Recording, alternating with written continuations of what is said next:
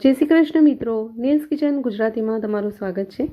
મિત્રો, સ્ટ્રોબેરીની સિઝન પૂરી થવા આવી છે, તો સિઝન પૂરી થઈ જાય તે પહેલાં આપણે સ્ટ્રોબેરીમાંથી બાળકો માટે ખાસ બે વાનગી બનાવીશું।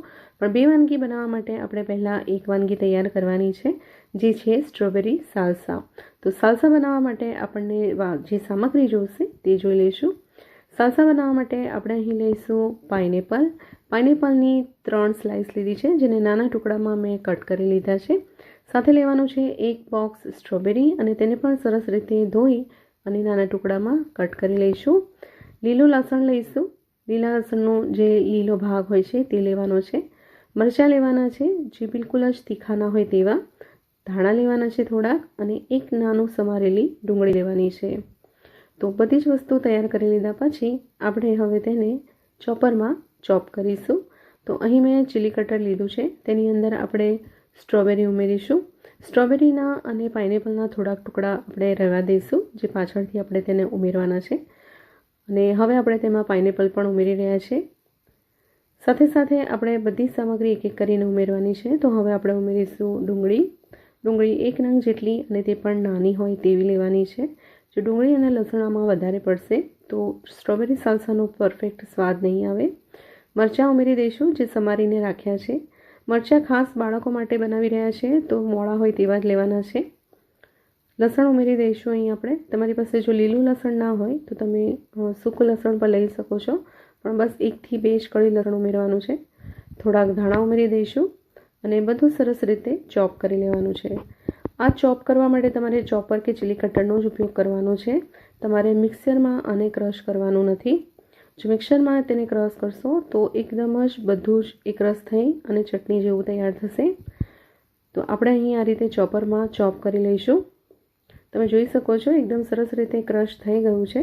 તો હવે આપણે તેને એક બાઉલમાં લઈ લઈશું અને પછી આપણે તેની અંદર મસાલા કરીશું, જેથી આપણું સ્ટ્રોબેરી સાલ્સા તૈયાર થઈ જશે। તો હવે આપણે તેની અંદર ઉમેરીશું સ્વાદ પ્રમાણે મીઠું ઉમેર્યા પછી તેને ફ્લેવર આપવા માટે આપણે અહીં ઉમેરીશું ઓરેગાનો અને પેપ્રિકા। સાથે સાથે આપણે તેમાં ઉમેરવાની છે ખાંડ, પણ ખાંડની જગ્યાએ હું અહીં ઉમેરું છું સ્ટ્રોબેરી સિરપ। જો તમારી પાસે સ્ટ્રોબેરી સિરપ અવેલેબલ ના હોય તો તમે અહીં ખાંડનો ઉપયોગ કરી શકો છો।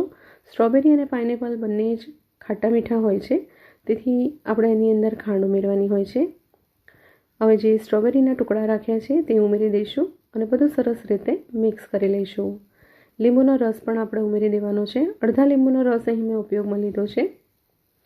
હવે સરસ રીતે બધું મિક્સ કરી લઈશું। તો અહીં આપણું સ્ટ્રોબેરી સાલ્સા એકદમ જ રેડી થઈ ગયું છે। સ્ટ્રોબેરી સાલ્સા ખાસ કરીને નાચોસ સાથે સર્વ કરવામાં આવે છે, પણ આપણે આજે તેને બીજી રીતે પણ સર્વ કરીશું। તો ચાલો બનાવવાનું શરૂ કરીએ આપણી પહેલી રેસીપી, જે સાલ્સામાંથી બનશે। તો અહીં આપણે બનાવી રહ્યા છીએ સાલ્સા સેન્ડવિચ। તેના માટે આપણે અહીં બ્રેડ લેવાની છે અને બ્રેડને બટર લગાવી અને તવા ઉપર શેકી લઈશું। બંને તરફથી આપણે શેકી લેવાની છે, એકદમ હલકા ગોલ્ડન રંગની થાય ત્યાં સુધી આપણે તેને શેકી લઈશું। તો અહીં આપણી બ્રેડ શેકાઈને તૈયાર થઈ ગઈ છે। તો હવે આપણું જે સાલ્સા તૈયાર છે તે એની ઉપર લગાવીશું। સરસ રીતે સાલ્સાને લગાવી લેવાનું છે બ્રેડની ઉપર બધી જ બાજુ। તમે ઈચ્છો તો વધારે ફિલિંગ પણ આમાં કરી શકો છો। સરસ રીતે સાલ્સા લાગી જાય પછી આપણે તેની ઉપર બીજી બ્રેડ રાખી દઈશું। આ ખૂબ જ ટેસ્ટી રેસીપી છે અને બાળકોને આ ખૂબ જ ભાવે છે। તમે પણ આ રેસીપી ચોક્કસથી તમારા રસોડે એકવાર ટ્રાય કરજો। હવે તેને આ રીતે આપણે કટ કરી લેવાની છે। તમે ઈચ્છો તો તેને આ રીતે ટ્રાયેંગલ શેપમાં અથવા તો સ્ક્વેર શેપમાં પણ કટ કરી શકો છો। ખટ્ટી મીઠી સાલ્સા સેન્ડવિચ રેડી થઈ ગઈ છે। તમે બાળકોને ટિફિનમાં આપી શકો છો, નાસ્તામાં પણ આપી શકો છો। આની ઉપર જો થોડું ચીઝ એડ કરી દો તો બાળકોને ખાવાની ખૂબ જ મજા આવે છે। સાલ્સાની સાથે અથવા તમે એમ જ આ સેન્ડવિચ ખાઈ શકો છો। તો બીજી રેસીપી હવે આપણે રેડી કરીશું, જે છે નાચોસ વિથ સાલ્સા। નાચોસ લીધા છે મેં અહીં, આ નાચોસ રેડી છે। જો તમારે નાચોસ ઉપયોગમાં ના લેવા હોય તો ઘરે તમે જે રોટલી તૈયાર કરી હોય તેને ટ્રાયેંગલ શેપમાં કટ કરી અને ફ્રાય કરી ઉપર ચાટ મસાલો નાખીને યુઝ કરી શકો છો।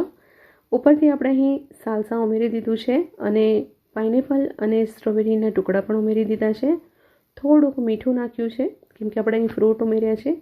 અને હવે આપણે તેમાં ચીઝ ઉપરથી ખમણીને ઉમેરી દઈશું. ચીઝ બાળકોને ખૂબ જ પસંદ આવે છે, તો ચીઝ ઉમેરવામાં કંજૂસાઈ ના કરવી.